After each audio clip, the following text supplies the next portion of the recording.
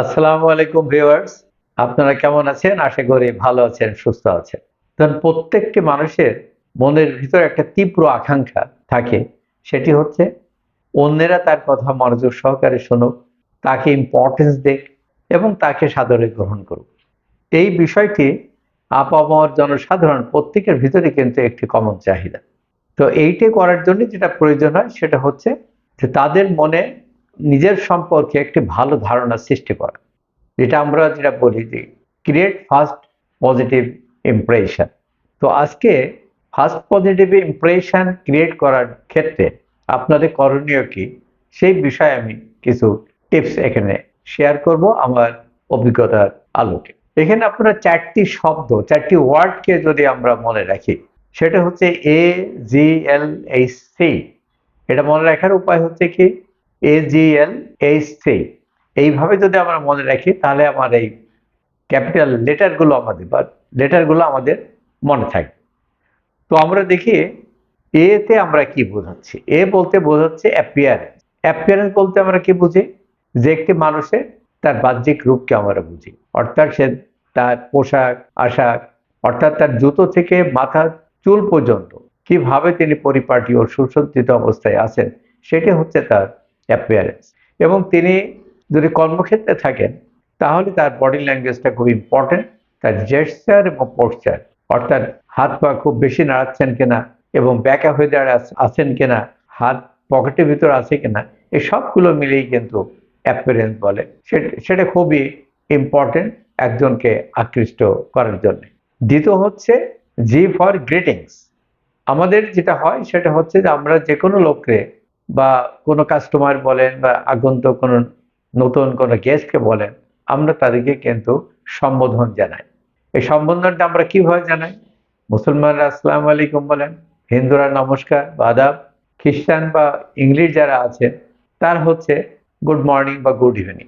তো এইটে অ্যাপিয়ারেন্সের সাথে সাথে যদি আমি খুব স্মাইলিং ভয়েসে তাদেরকে যদি গ্রেট করি, তাহলে ডেফিনেটলি আপনার গ্রহণযোগ্যতা তাদের কাছে অনেক গুণ বেড়ে যাবে।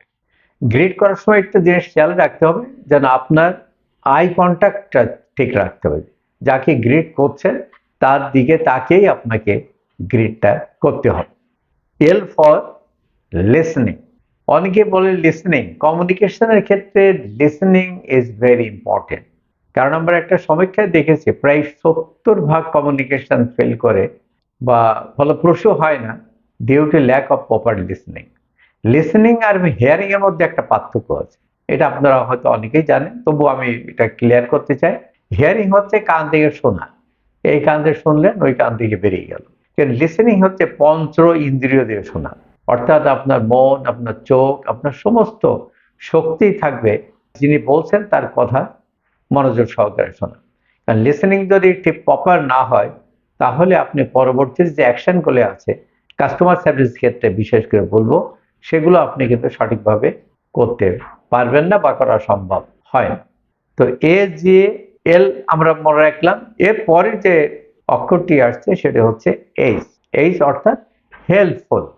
আমরা দেখবেন অনেকে কাজ করতে গেলে নিজে হয়তো কাজ করছে, কিন্তু একটু ইনিশিয়েটিভ নিয়ে তাকে একটু হেল্পফুল কাজ, যেমন একটা উদাহরণ দিয়ে যদি আমি বলি, যে ধরুন আপনি একটা স্টেশনারি দোকানে, একটা সেলসম্যানের দোকানে গেছেন, সেখানে যে আপনি হয়তো চাইলেন যে একটা স্টিলের স্কেল আপনি হয়তো চাইলেন।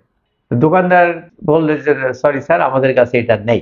কিন্তু যখন কাস্টমার জিজ্ঞেস করে যে আপনার এই জিনিসটা কোথায় পাবো, তখন সে যদি সম্ভাব্য কোনো দোকানের কথা বলে যে এই জায়গাগুলো খোঁজ করলে আপনি পেতে পারেন, এইটা হচ্ছে একটা হেল্পফুল অ্যাটিটিউড আর কি। আর উনি যদি এইভাবে বলেন যে না কোথায় পাবেন আমি এটা জানি না, এটা একটা নেগেটিভ একটা অ্যাটিটিউড, যেটা অপরের কাছে খুব একটা গ্রহণযোগ্য হয় না। তো সুতরাং আমরা যখন কাজ করব, বিশেষ করে প্রফেশনাল ক্ষেত্রে যারা আছেন, আমি যেহেতু মেডিকেল ফিল্ডে ছিলাম, আরেকটু উদাহরণ আমি দিতে পারি। যে ধরেন একটি ভদ্রলোক কোনো ডায়াগনস্টিক সেন্টারে এসছে, তার অনেকগুলো টেস্ট আছে, কিন্তু উনি টেস্টের লোকেশনগুলো উনি জানেন না। যিনি রিসেপশনে আছেন তিনি হয়তো বলে দিতে পারেন যে আপনি অমুক জায়গায় ওই পাশে যান, এত নম্বর রুমে যান। এইটি একটা হতে পারে। আরেকটা এটাই সাধারণত বলে। কিন্তু উনি যদি সার্ভিস প্রোভাইডার যিনি, উনি যদি একজনকে সাথে দিয়ে বা তার কোনো কলিগকে বলে যে ওনাকে একটু সাথে করে এই জায়গাটা একটু পৌঁছে দিয়ে আসো, তাহলে সেটি হচ্ছে আউট অফ দ্য ওয়ে আপনি তাকে হেল্প করবেন, এতে কিন্তু অন্যরা আপনার পরে খুবই স্যাটিসফাইড হবে। এবং লাস্ট ওয়ান হচ্ছে কার্টিয়াস। সি সি কার্টিয়াস শব্দের অর্থ হচ্ছে ম্যানার্স এন্ড এটিকেট, বিনয় হওয়া। আপনি এই যে কাজগুলি করলেন, আপনি দাঁড়িয়ে আছেন, আপনি গ্রিট করলেন, আপনি তাদের কথা শুনলেন, আপনার হেল্পিং অ্যাটিটিউড, এর সবগুলো কাজের ভিতরে কিন্তু আপনার একটা বিনয় ভাব থাকতে হবে। কারণ বিনয় ছাড়া আপনি যত এক্সপার্টই হন না কেন, যত স্কিলড হন না কেন, সেই স্কিলগুলো কিন্তু আপনার কার্যে পরিণত হবে না বা ফলপ্রসূ হবে না যতক্ষণ পর্যন্ত আপনি আপনার কাজকর্মের ভিতর বিনয় ভাবটা প্রকাশ না করবেন।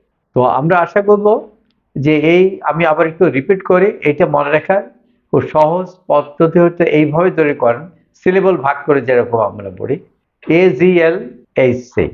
এই 5টা অক্ষর যদি আপনি মনে রাখতে পারেন, এবং এটা মনে রাখার একটা সহজ উপায় হচ্ছে আপনারা নিজেরা একটু প্র্যাকটিস করবেন। নিজেরা প্র্যাকটিস করলেই আপনারা কিন্তু খুব সহজে এই কথাগুলো মনে রাখতে পারবেন, এবং এটা আপনার ব্যক্তিগত জীবন, পারিবারিক জীবন, প্রফেশনাল জীবনের জন্য খুবই গুরুত্বপূর্ণ ভূমিকা পালন করে। ধন্যবাদ সকলকে।